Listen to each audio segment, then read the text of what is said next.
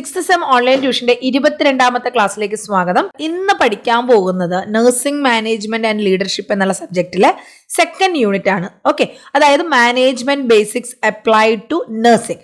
കഴിഞ്ഞ first unit compare ചെയ്ത് നോക്കിക്കഴിഞ്ഞാൽ ഈ ഒരു സെക്കൻഡ് യൂണിറ്റ് വളരെ ഇമ്പോർട്ടൻ്റ് ആണ്. അതായത് ഒരുപാട് ക്വസ്റ്റ്യൻസ് നിങ്ങളുടെ എക്സാമിന് കോമൺ ആയിട്ട് ചോദിക്കുന്ന ഒരു ചാപ്റ്റർ ആണ് ഈ ഒരു രണ്ടാമത്തെ unit, that is management basics.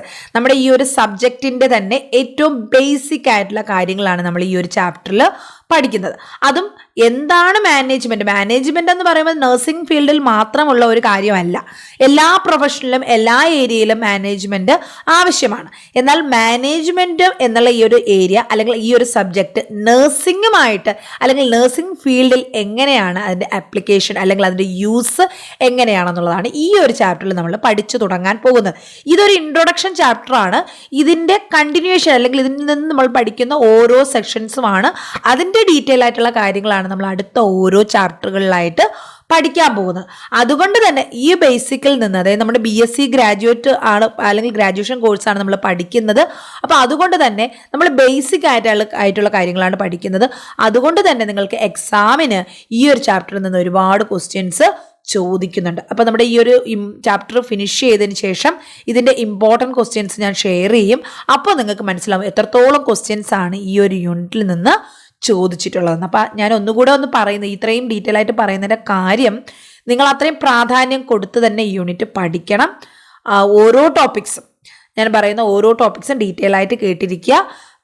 മറ്റൊരു കാര്യം പറയാനുള്ളത്, നമ്മൾ ഇതുവരെ പഠിച്ച പീഡിയാട്രിക്സ് അല്ലെങ്കിൽ mental health nursing, community health nursing, ഇതുപോലെയുള്ള സബ്ജക്റ്റ് പോലെ അത്ര ഇൻട്രസ്റ്റിംഗ് ആയിട്ടുള്ളൊരു സബ്ജക്റ്റ് അല്ല മാനേജ്മെൻറ്റ് എന്ന് പറയുന്നത് നമ്മുടെ മെഡിക്കൽ ഫീൽഡുമായിട്ട് ടോട്ടലി ഡിഫറെൻ്റ് ആയിട്ടുള്ളൊരു സബ്ജക്റ്റാണ്. അപ്പോൾ നമുക്ക് കുറച്ച് തിയററ്റിക്കലായിട്ട് നമുക്ക് ഒരു ഡൈവേർട്ടഡ് ആയിട്ടുള്ള കാര്യങ്ങളാണ് നമുക്കിവിടെ പഠിക്കാനുള്ളത്. അത്രയും ശ്രദ്ധയോടെ കേട്ടിരുന്നാൽ മാത്രമേ നിങ്ങൾക്കത് എഴുതി പ്രതിഫലിപ്പിക്കാൻ പറ്റത്തുള്ളൂ.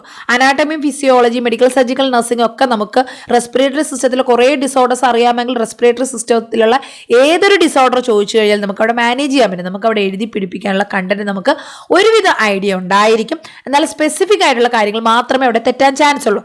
എന്നാൽ മാനേജ്മെന്റ് അതുമായിട്ട് ഒന്നും സാമ്യമില്ലാത്തത് കൊണ്ട് ഈ ഒരു സബ്ജക്റ്റ് 75 മാർക്സിന് ടോട്ടലി ഈ ഒരു സബ്ജക്റ്റിൽ നിന്നാണ് ക്വസ്റ്റ്യൻ വരുന്നത്.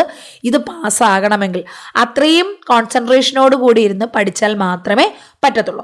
അതുകൊണ്ട് തന്നെ നമ്മൾ ഈ ഒരു സബ്ജക്റ്റ് എന്ന് പറഞ്ഞാൽ വളരെ സ്ലോലി ഓരോന്നും ഡീറ്റെയിൽ ആയിട്ട് പറഞ്ഞ് തന്നെ പോകും. ഒരുപാട് കാര്യങ്ങൾ ഞാൻ എക്സ്പ്ലെയിൻ ചെയ്യും. കാരണം എക്സ്പ്ലനേഷൻ ഒരുപാട് 10 പോയിന്റ് ഞാൻ എക്സ്പ്ലെയിൻ ചെയ്താൽ നിങ്ങളൊരു 3-4 പോയിന്റ് എങ്കിലും എഴുതൂ എന്ന് എനിക്കറിയാം. അത്രയും ശ്രദ്ധിച്ചിരിക്കുക. അങ്ങനെ യൂണിറ്റിന്റെ സിലബസ് ഒന്ന് പരിചയപ്പെടാം. ഇവിടെ പറയുന്നത് management basics applied to nursing. എന്താണ് മാനേജ്മെന്റ്? ആദ്യം നമ്മൾ അറിയേണ്ടത് മാനേജ്മെന്റ് എന്ന് പറഞ്ഞാൽ എന്താണ്, അല്ലെങ്കിൽ മാനേജ്മെന്റും അഡ്മിനിസ്ട്രേഷൻ. ഇവിടെ നിങ്ങൾക്ക് ഈ ഒരു അഡ്മിനിസ്ട്രേഷന്റെ ഡെഫിനിഷൻ അങ്ങനെയൊന്നും പറഞ്ഞിട്ടില്ല, പക്ഷേ ടെക്സ്റ്റ് ബുക്കിനകത്ത് ഡീറ്റെയിൽ ആയിട്ട് അഡ്മിനിസ്ട്രേഷൻ എല്ലാ കാര്യങ്ങളും പറയുന്നുണ്ട്. അതുപോലെ എക്സാമിന് ക്വസ്റ്റ്യൻസും അതിൽ നിന്ന് വരുന്നുണ്ട്. ജസ്റ്റ് ഇൻട്രൊഡക്ഷൻ മാത്രം. അഡ്മിനിസ്ട്രേഷൻ എന്ന് പറഞ്ഞാൽ എന്താണ്, അഡ്മിനിസ്ട്രേഷനും മാനേജ്മെന്റും തമ്മിലുള്ള വ്യത്യാസം എന്താണ് എന്ന് പറഞ്ഞ് ചിലപ്പോൾ ക്വസ്റ്റ്യൻസ് ചോദിക്കാം. അതുകൊണ്ട് അതൊന്ന് മീനിങ് നമ്മൾ അറിയാം. അതിനുശേഷം മാനേജ്മെന്റിന്റെ കോൺസെപ്റ്റുകൾ എന്തൊക്കെയാണ്, 5 മാർക്കിന് ചോദിക്കാം അല്ലെങ്കിൽ 2 മാർക്കിന് ചോദിക്കാവുന്ന ഒരു ക്വസ്റ്റ്യൻ ആണ്. അത് കഴിഞ്ഞാൽ പ്രധാനമായിട്ട് പഠിക്കേണ്ടതും റിപ്പീറ്റഡ് ആയിട്ട് എക്സാമിന് ചോദിക്കുന്ന ഒരു ഏരിയയാണ് തിയറീസ് ഓഫ് മാനേജ്മെന്റ്. ചിലപ്പോൾ ഇത് കോറിലേറ്റഡ് ആയിട്ട് വേണമെങ്കിൽ ഈ മാനേജ്മെന്റിന്റെ ഇമ്പോർട്ടൻസ് എന്തൊക്കെയാണ്, ഫങ്ഷൻസ് എന്തൊക്കെയാണ്, ക്യാരക്ടറിസ്റ്റിക്സ് എന്തൊക്കെയാണ്, അല്ലെങ്കിൽ ഫീച്ചേഴ്സ് എന്തൊക്കെയാണ്, അതിൻ്റെ നാച്ചർ എന്തൊക്കെയാണ് എന്ന് പറഞ്ഞൊക്കെ ഇതെല്ലാം ഒരു ടൈപ്പ് കാര്യങ്ങൾ തന്നെയാണ്.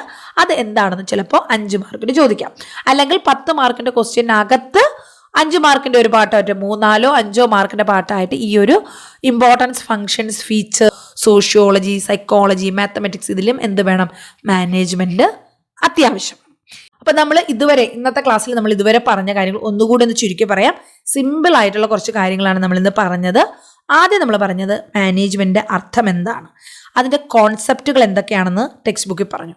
അത് കഴിഞ്ഞാൽ മാനേജ്മെന്റിന്റെ ഡെഫിനിഷൻ പറഞ്ഞു. നഴ്സിംഗ് മാനേജ്മെന്റിന്റെ ഒരു ഡെഫിനിഷനും പറഞ്ഞു. നഴ്സിംഗ് മാനേജ്മെന്റിന്റെ ഡെഫിനിഷൻ പഠിച്ചു. Management definition, nursing management definition. അത് കഴിഞ്ഞ് എന്തിനാണ് നമ്മൾ മാനേജ്മെന്റ്, അതിൻ്റെ ആവശ്യകത എന്താണ്, വെറുതെ അങ്ങ് കാര്യങ്ങൾ ചെയ്താൽ പോരെ, മാനേജ്മെന്റിന്റെ ആവശ്യം ഉണ്ടോ, need of management. Next concept of administration, അഡ്മിനിസ്ട്രേഷൻ്റെ ഒരു ഡെഫിനിഷൻ, അഡ്മിനിസ്ട്രേഷൻ്റെ ഫിലോസഫീസ്, അഡ്മിനിസ്ട്രേഷൻ്റെ ഫങ്ഷൻസ്, അഡ്മിനിസ്ട്രേഷൻ്റെ സ്കോപ്പ്, പിന്നെ അഡ്മിനിസ്ട്രേഷനും മാനേജ്മെൻറ്റിൽ ഡിഫറൻസ്, പിന്നെ മാനേജ്മെൻറ്റിൻ്റെ ക്യാരക്ടറിസ്റ്റിക്സും നാച്ചറും. എല്ലാ മാനേജ്മെൻറ്റിൻ്റെ ക്യാരക്ടറിസ്റ്റിക്സും നാച്ചറും കംപ്ലീറ്റ് ആയിട്ട് ലിസ്റ്റ് ഡൗൺ ചെയ്തു.